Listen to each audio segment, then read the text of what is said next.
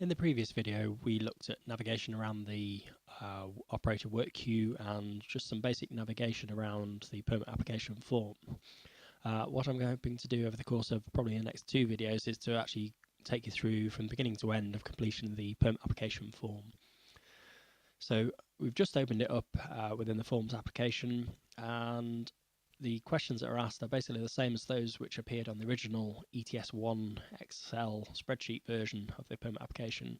But what we've done is we've also combined and merged in the requirements of the monitoring and reporting requirements associated with emissions trading, and those are the questions which were presented in the separate Excel spreadsheet ETS2. So I'm going to quickly whiz through some of these initial form sections and just sort of highlight those things just where it's important. And the first one here relates to applications to the new entrant reserve. If this is a new installation and it's eligible to apply to the new entrant reserve, then the form is prompting you to select either yes or no to this question. If you select yes once you've submitted your permit application, a separate workflow will be opened up with an application form to apply to the NER. I'm just going to select no to this one because it's an existing installation. Well, it's a new installation that's not interested in phase 2 NER allowances for whatever reason. I'm then prompted to enter details about who the operator is, so whether it's an individual, a partnership, or probably the most likely a company or corporate body of some kind. Having selected the type of entity, I'm then prompted to fill in various mandatory fields as indicated by the asterisk. I'm going to assume that my applicant Fred Smith is duly authorised, so he's the managing director of the company and has the authority to submit the application on behalf of the corporate body. The registered office address is actually the same as the installation address in this particular case, although it could be completely different, and there are no principal offices or holding companies associated with this fictional example operator. There are some questions which basically reproduce the requirements of the Environment Agency's guidance on, who is an operator for the purposes of emissions trading, and without sort of going into too much detail on this, generally speaking, we'd be looking for positive responses to each of those four questions. So having provided details about who the operator is, we obviously need to provide some details about the installation itself. Again, these are sort of questions that should be familiar to those of you that have seen the original ETS1 and ETS2 forms.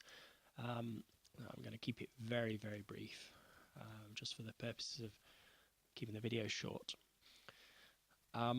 Central to the whole permit application form, and indeed many other forms within ETSWAP, are the source streams. So, for example, fuels and materials which we're using on the installation. So they're defined quite early on in the process.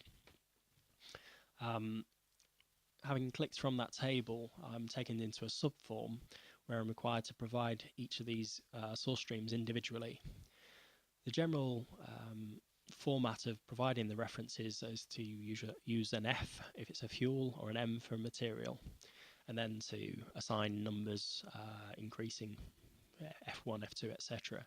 I'm going to assume we've got two source streams for this particular installation, and if I click on the Add button, I get confirmation that there is now one row in that table, and it keeps the subform open so I can enter details of another one. Now, if I mistakenly try to enter details of an existing one, I get a message that tells me that I need to pick a unique one. So I correct my mistake, and this time I'm going to press Add and Close.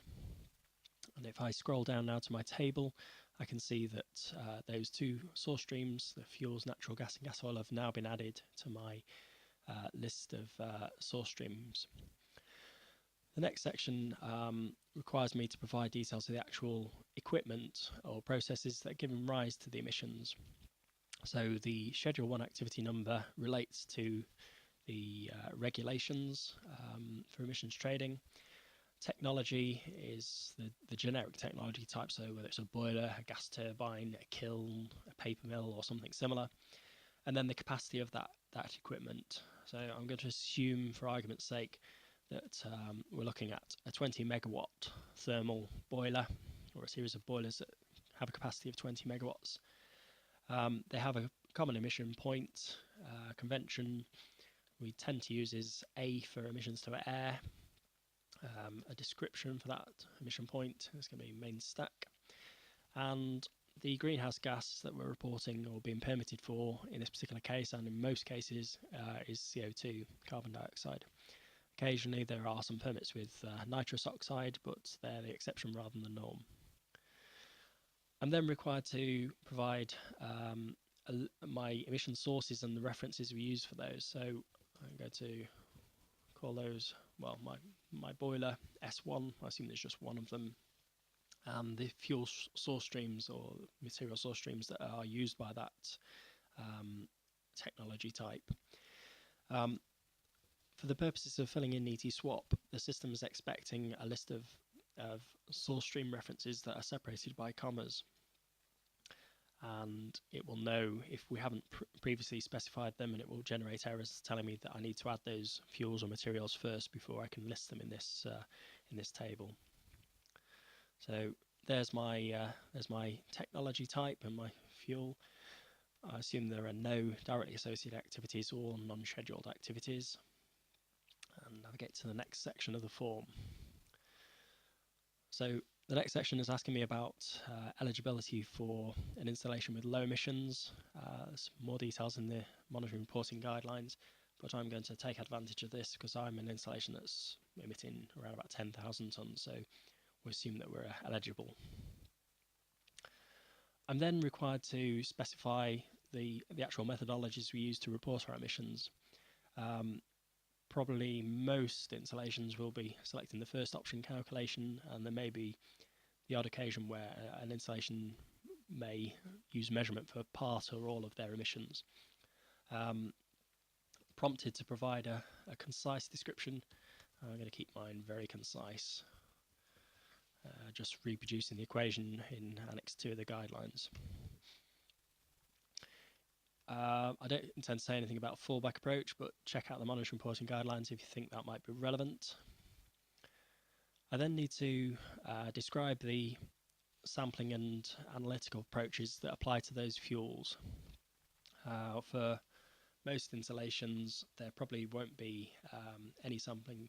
Well, most sort of installations with low emissions probably won't be sampling fuels to determine things like net calorific value or emission factor.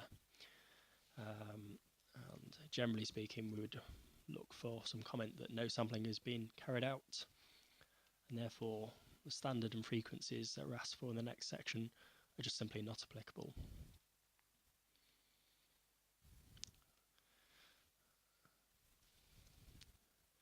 Yes, I'm falling foul of my own advice there. That's a comma separated list of values.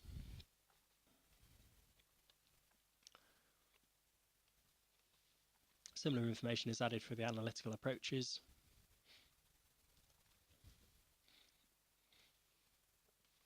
And again, in this case, we're taking our data from the latest national inventory figures.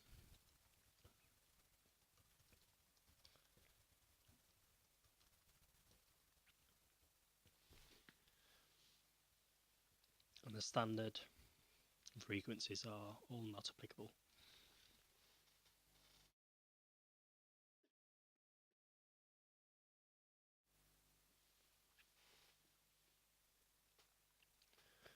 So having added the details, I'm then going to move on to the tier section, but I'm going to end that for this video and carry this further in part 2.